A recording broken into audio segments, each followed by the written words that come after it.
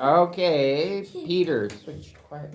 Let's go. Hello everyone, my name is Peter. Today I will talk to you about animal legs.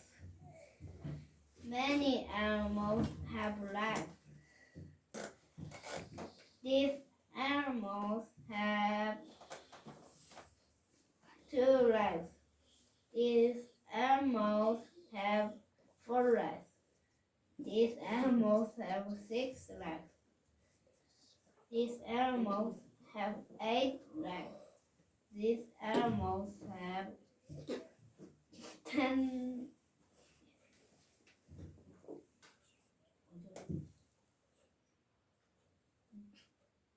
Legs.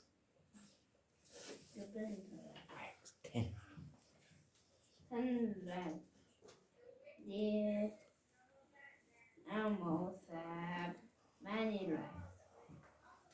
How many legs do these animals have? Thank you for listening. Good. Wow, excellent! Great.